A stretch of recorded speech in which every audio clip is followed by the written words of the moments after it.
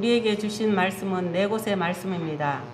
요한복음 10장 10절, 로마서 8장 18절에서 19절, 미가서 7장 8절, 시편 91편 2절에서 3절입니다. 먼저 요한복음 10장 10절 하반절 봉독하겠습니다. 나는 양들이 생명을 얻고 또 더 넘치게 얻게 하려고 왔다. 다음은 로마서 8장 18절에서 19절입니다. 현재 우리가 겪는 고난은 장차 우리에게 나타날 영광의 견주면 아무것도 아니라고 나는 생각합니다. 피조물은 하나님의 자녀들이 나타나기를 간절히 기다리고 있습니다. 세 번째 본문은 미가서 7장 8절입니다. 내 원수야, 내가 당하는 고난을 보고서 미리 흐뭇해하지 말아라. 나는 넘어져도 다시 일어난다. 지금은 어둠 속에 있지만 주님께서 곧 나의 빛이 되신다. 마지막 본문은 시편 91편 2절에서 3절입니다. 나는 주님은 나의 피난처, 나의 요새, 내가 의지할 하나님이라고 말하겠다. 정녕 주님은 너를 사냥꾼의 덫에서 빼내주시고 죽을 병에서 너를 건져주실 것이다. 아멘.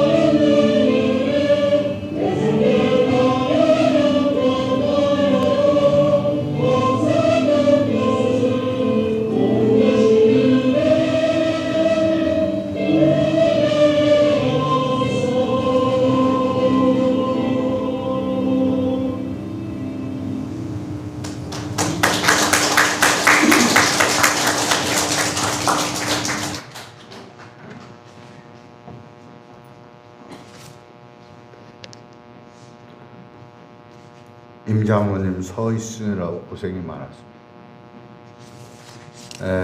우리 김주일 PD 주제 아래서 만든 작품이고요. 염경우 수사님이 반주하셨고, 그런데 이 총 방해원들이 다 참석한 거죠. 근데 제가 저를 안 부르더라고요. 아주 기분이 나빴습니다. 근데 참여를 했습니다. 큰 글씨로 쓴 대사를 제가 요 앞에서 이렇게 들고 앉아 있었습니다. 네. 김주일 집사 눈에 들지 않으면 이게 참 어렵습니다.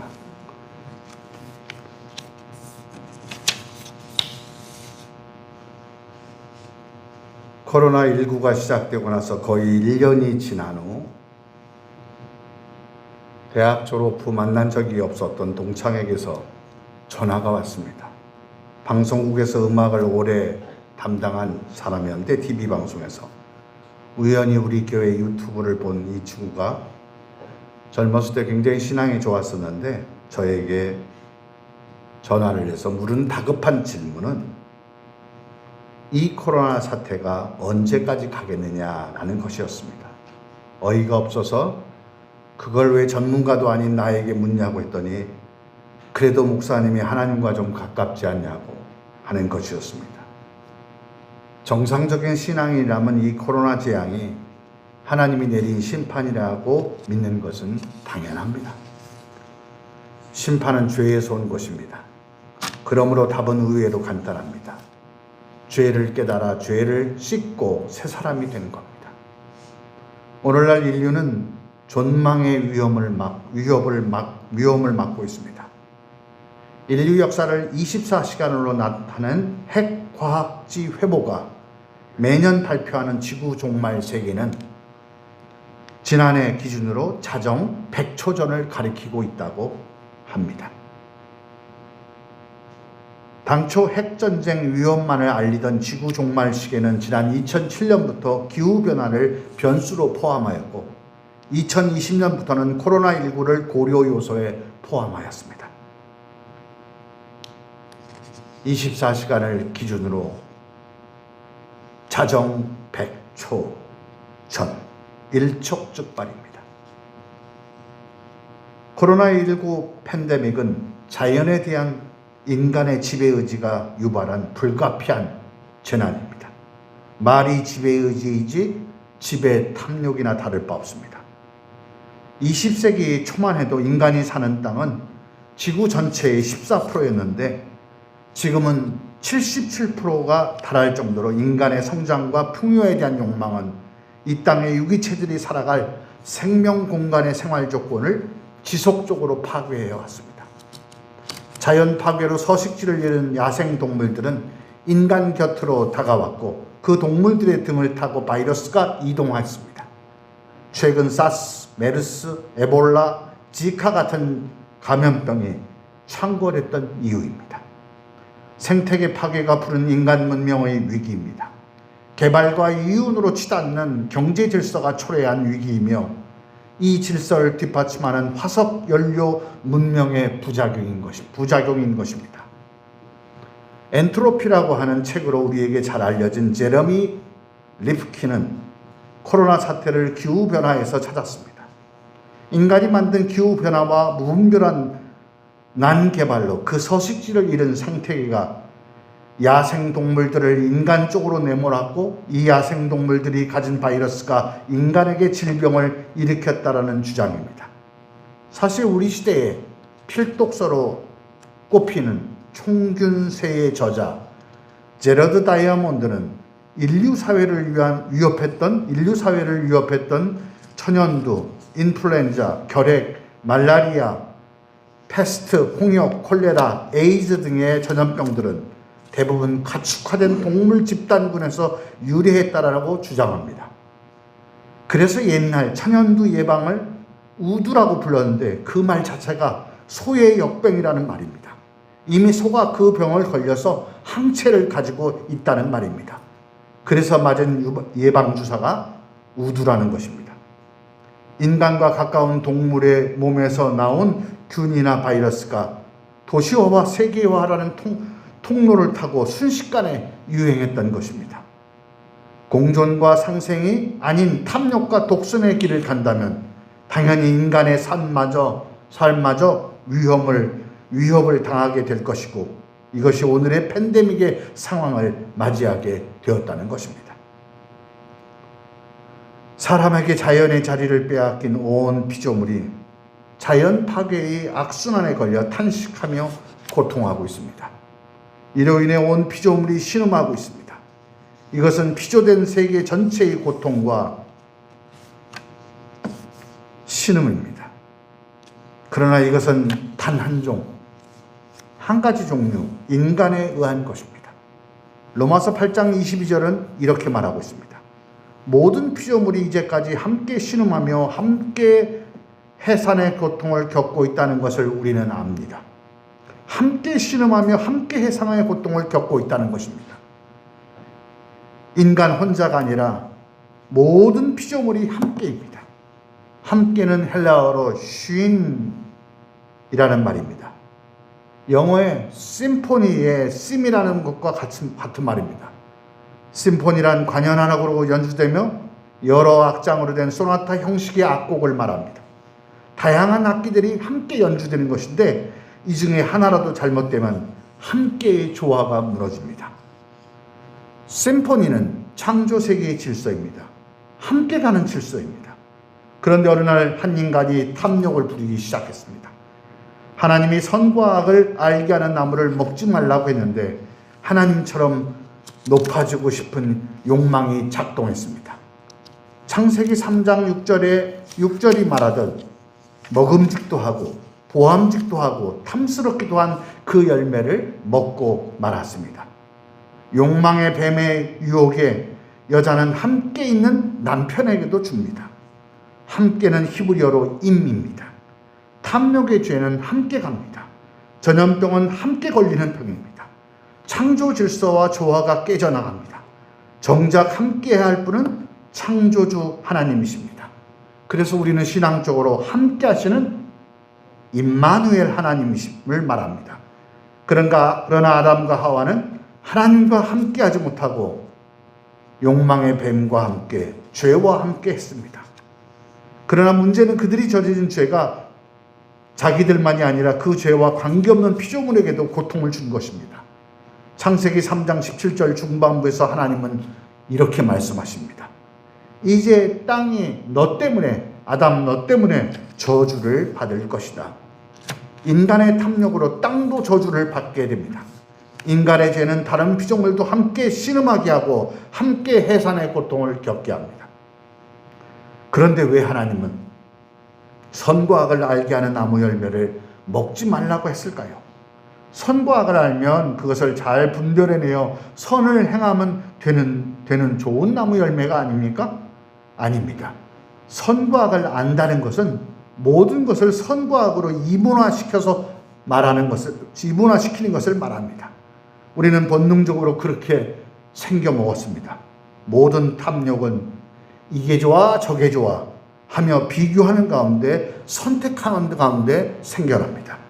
이 여자가 좋아 저 여자가 좋아, 이 남자와 결혼하면 행복할까 저 남자와 결혼하면 행복할까.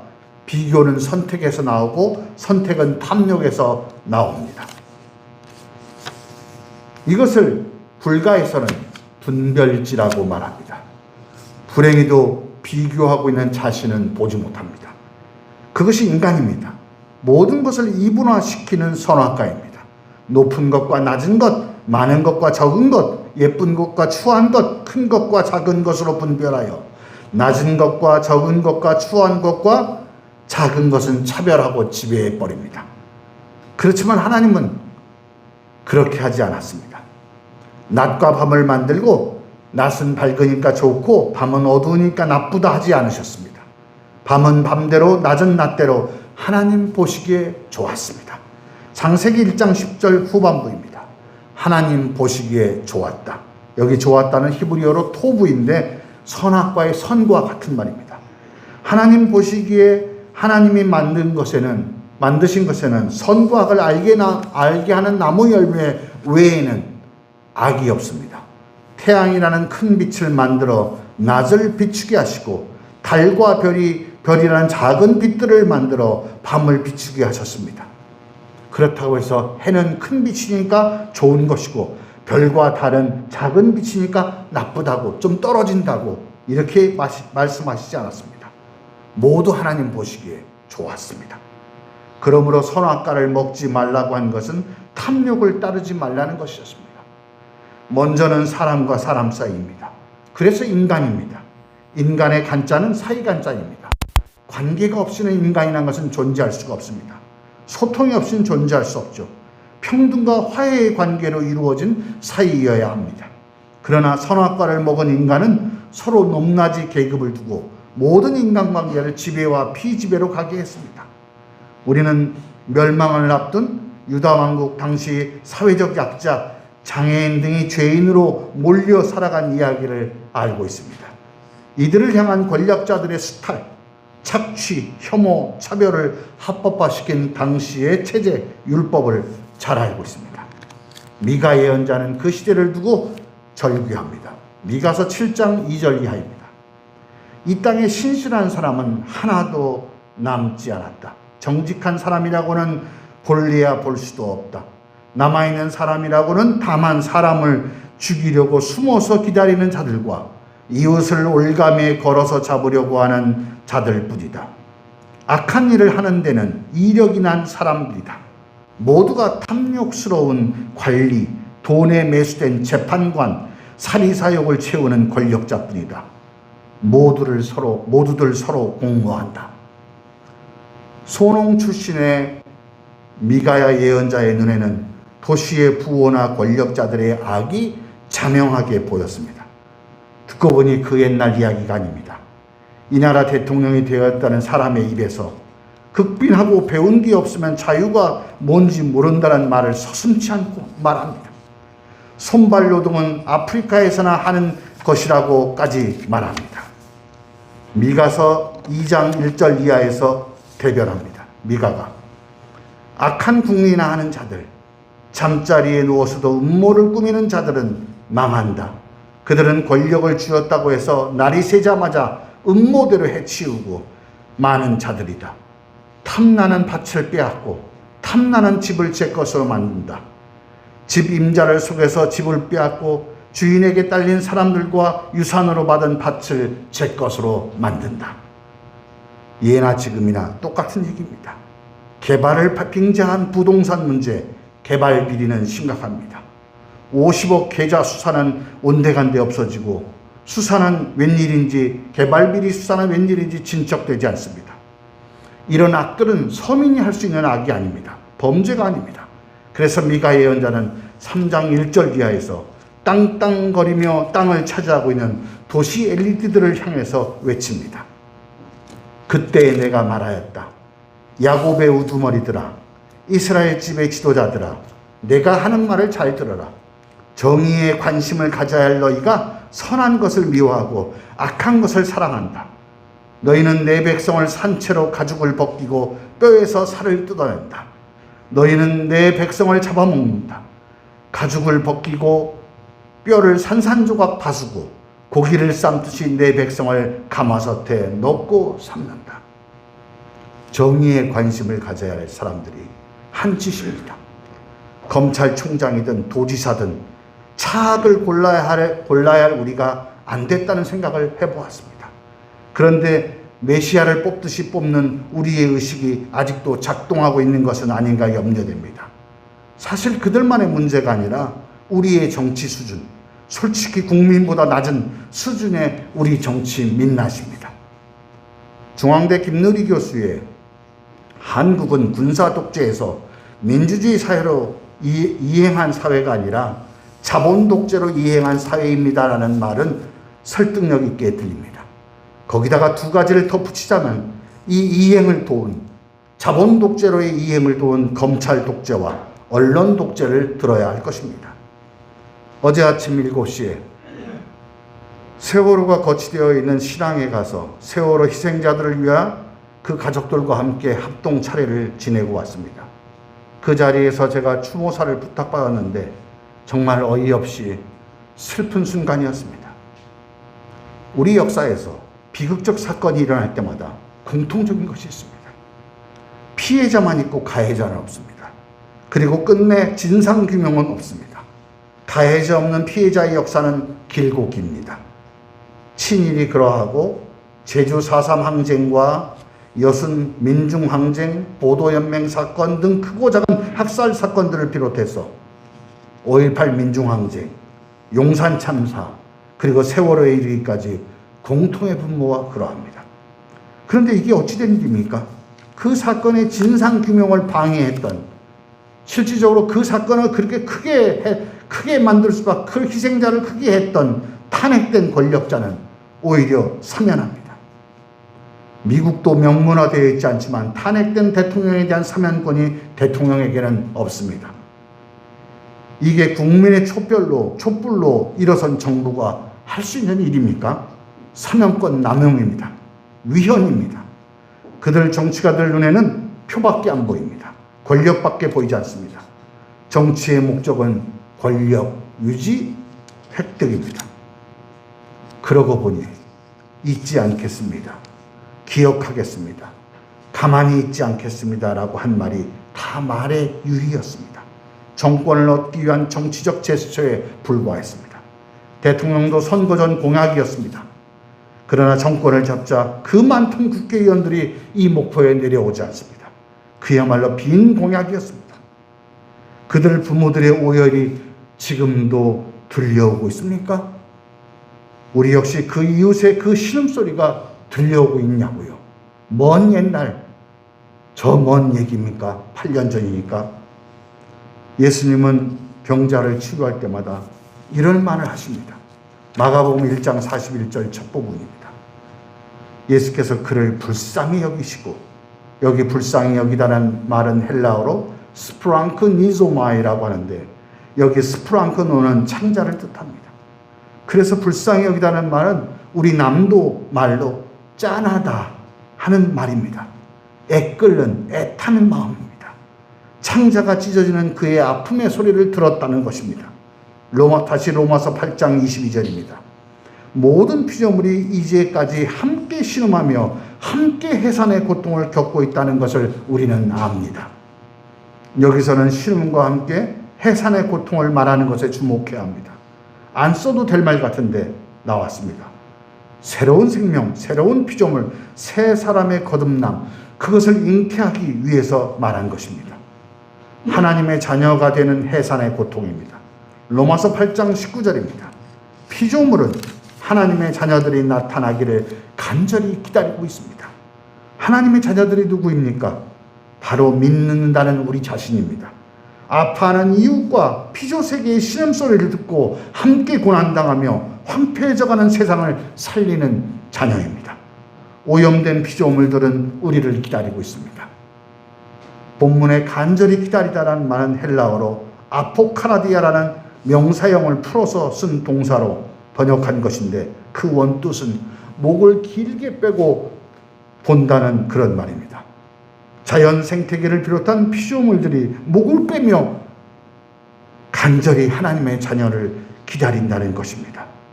그 기다리는 신음소리를 듣고 공감해하는 것이 신앙입니다.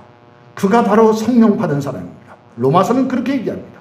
그 신음소리를 느끼고 듣는 사람이 거룩한 영을 받은 사람이다.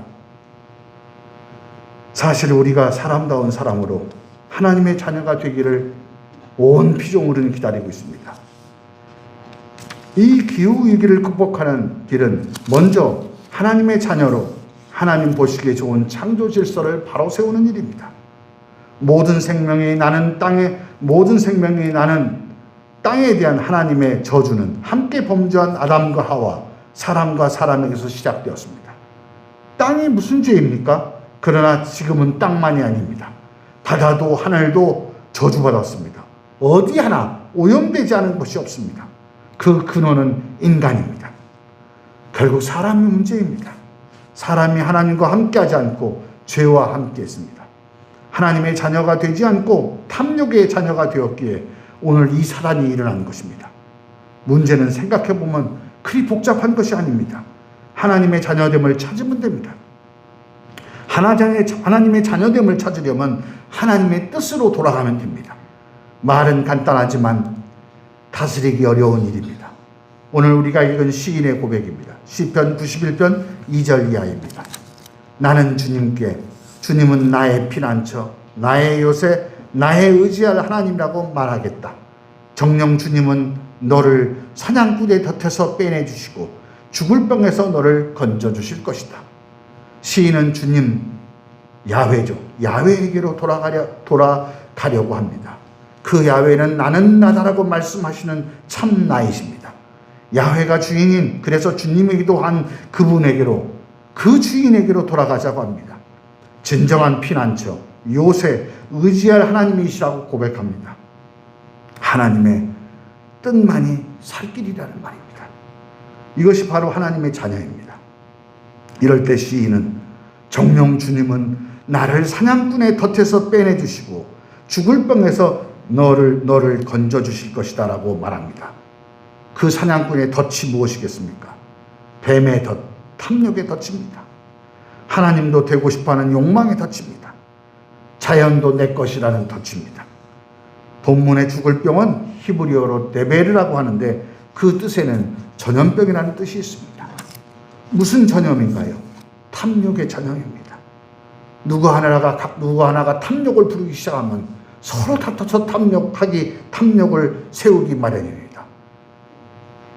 한국인이 미국에 이민 간 후 교포 지역을 중심으로 과외가 지금까지 엄청나게 성행하고 있다고 합니다.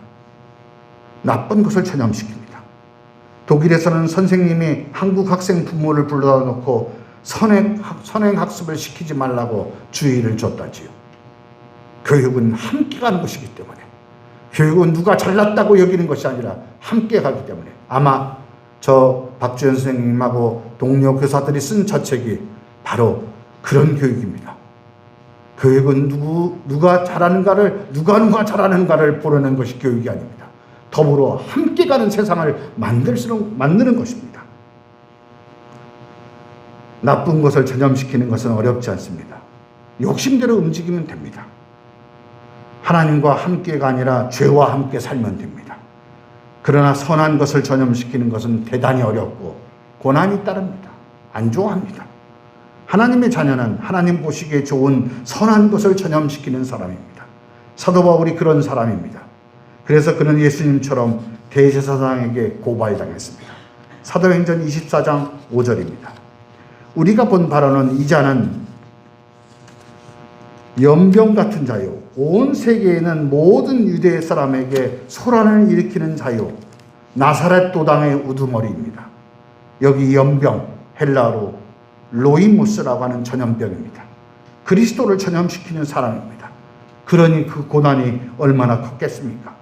그러나 그는 살아계신 하나님의 아들 그리스도를 그 안에서 보았습니다. 하나님이 피난처이시고 요새이시고 의지할 하나님이시고 그리고 그의 아들 예수 그리스도의 삶과 가르침을 복음으로 전염시킨 사람입니다. 그래서 그는 하나님과 함께 하시는 미래의 영광을 보며 오늘의 고난을 이렇게 고백하며 견딥니다. 로마서 8장 18절입니다. 현재 우리가 겪는 고난은 장차 우리에게 나타날 영광의 견주면 아무것도 아니라고 나는 생각합니다.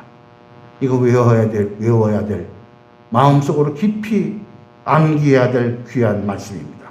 현재의 고난과 장차의 영광이 함께합니다. 그 영광은 물론 우리가 바라는 세속적인 계산된 영광이 아닙니다. 그 영광은 피조물의 구원입니다. 신음하는 모든 피조물이 서로 버치되어 창조세계의 질서를 찾아가는 구원입니다. 최근에 유행하고 있는 오미크론은 백신 접종률이 매우 낮은 가난한 아프리카 국가에서 시작되었습니다. 신영전 의대 교수는 이렇게 말합니다. 작년 12월 20일 기준 빈곤국에서 한 번이라도 백신을 맞은 사람은 7.6%에 불과하다. 이는 백신이 부족해서가 아니다. 현재 87억 도스의 접종이 이루어졌는데 이는 79억 인구 중 30살 이상 인구 43억 명 전원을 2회씩 맞힐 수 있는 그런 양이다. 더욱이 철학자 지제크의 말처럼 백신 연구 개발을 위해 엄청난 공적 자금을 지원받고도 가난한 국가들을 위해 치료약 복제를 무상으로 허용하지 않고 있는 제약회사들의 탐욕이 없었다면, 그리고 강대국의 자국 이기주의가 없었다면, 그리고 우리나라처럼 우리도 못하는데 마스크를 왜 가난한 나라에 주느냐고 외쳤던 우리가 없었다면 오미크론은 생겨나지 않을 수도 있다고. 그래서 지금쯤 캐럴이 울리는 연말에 사랑하는 가족 친구들과 함께 연말연시에 밤늦도록 즐거웠을 거라고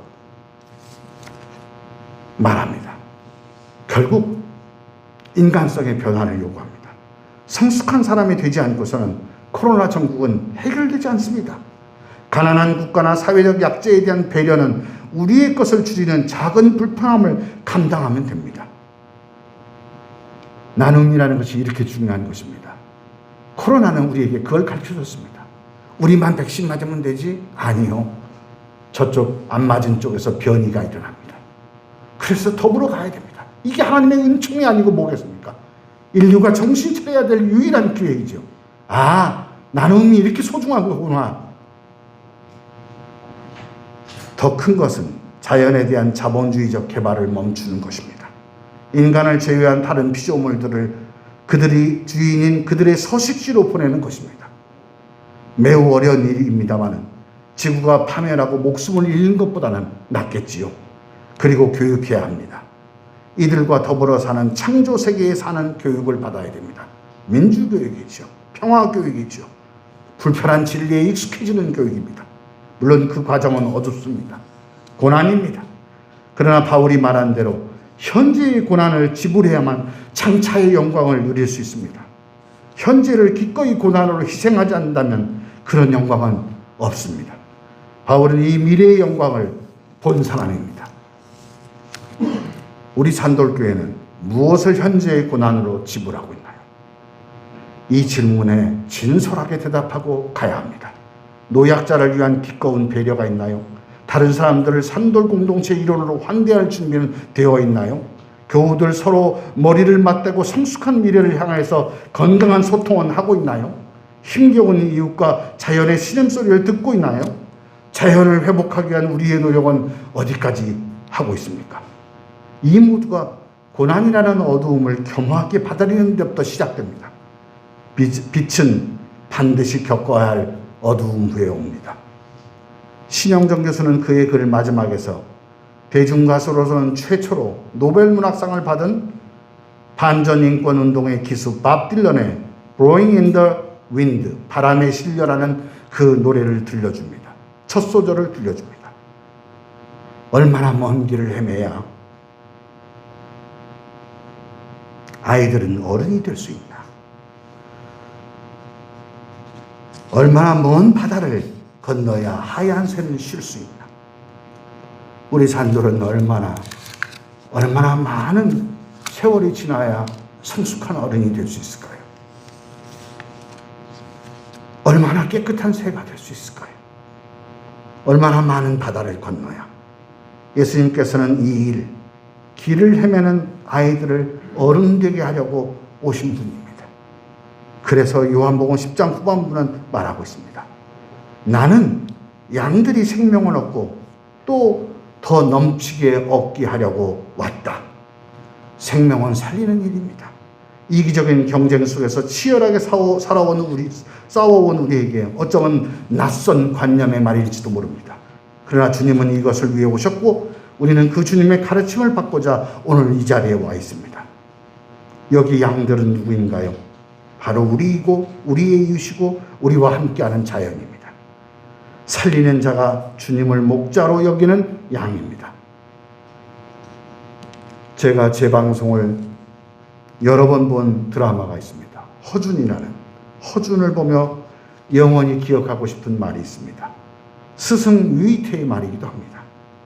의원은 신분을 가리지 않는다. 그 어떤 생명도 살린다는 말입니다.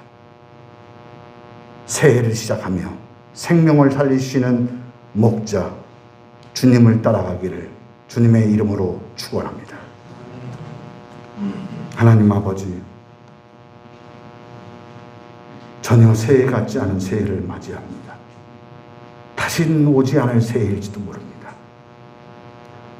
이 새해가 다음 새해에는 장차의 영광에 대해서 되기 위해서 오늘의 고난을 기꺼이 받아들이는 우리가 되게 해주시옵고, 교회가 무엇인가를 할 것인가를 머리를 맞대고 기도하며 또한 함께 논하게 하여 주옵소서. 예수 그리스도의 이름으로 기도하옵나이다. 아멘.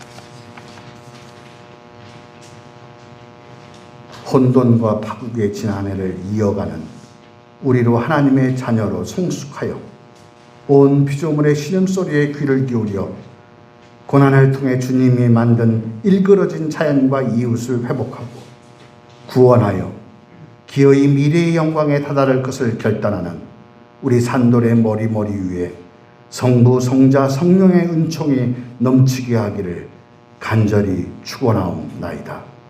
아멘.